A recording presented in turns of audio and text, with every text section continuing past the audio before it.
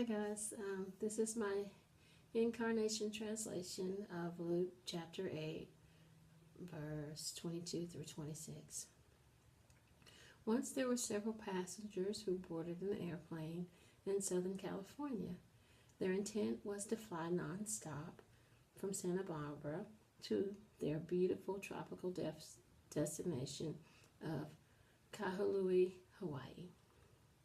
The plane had ascended and reached an altitude of just over 3,900 feet when the unfastened seatbelt light came on.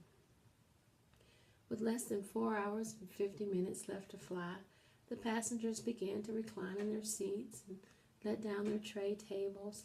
Just as some pulled out their cell phones and tablets, a familiar and equally fitting movie began to play on the screens ahead. Disney's Lilo and Stitch. While some pondered deeply as to how a little girl could mistake an alien for a dog for most of the movie, the whispers of festively dressed stewards and stewardesses could be heard in the rear of the plane. "Sir, can I get you a Coke? Ma'am, would you like a Sprite?" As the screaming of babies quietly retrenched itself, the lights lowered. All became calm on board, and soon the only walking was that of the occasional male traveler, uncomfortably dressed in a suit and a tie. Even the cockpit was quiet, because the autopilot light had long been switched on, and for that moment, all was right in the world. As the plane prepared for descent, the first jolt was shocking, awakening not only the passengers, but their rapid thought as well. What was that? What's going on? What's happening? While some looked out of the windows and others to each other for explanation, there was no time before the second jolt caused panic to set in. The once smooth ride had turned turbulent. Suddenly, the helpful voices of stewards and stewardesses were drowned out by the crying of babies. And what's more, the crying of babies was drowned out by the even louder cries of the adults. As air masks dropped from their respective holding stations above each seat, it became painfully unimportant that Lilo's alien was not really a dog. No.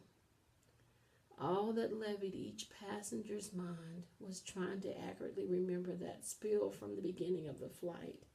In case of a loss of cabin pressure, do what?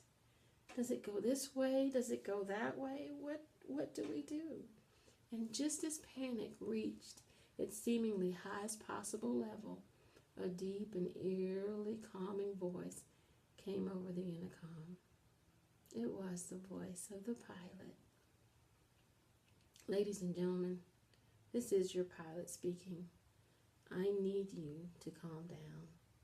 We seem to have hit a rough patch here, but I just want to assure you that I've been flying for 35 years, and you have my word that we will arrive safely at our destination." The rest of his words grew unimportant as it became apparent to the panicked and the prayed that the aircraft had leveled, and though shaken, they would be fine. For the rest of their flight, vacation, and many of the passengers' lives, they marveled at what occurred that day.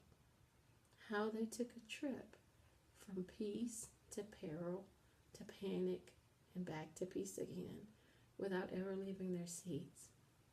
But they didn't, however, marvel at how a little girl could find out at the end of the movie that the dog was not at all what she thought it was, but in the end still love it unconditionally, because that was a point well understood.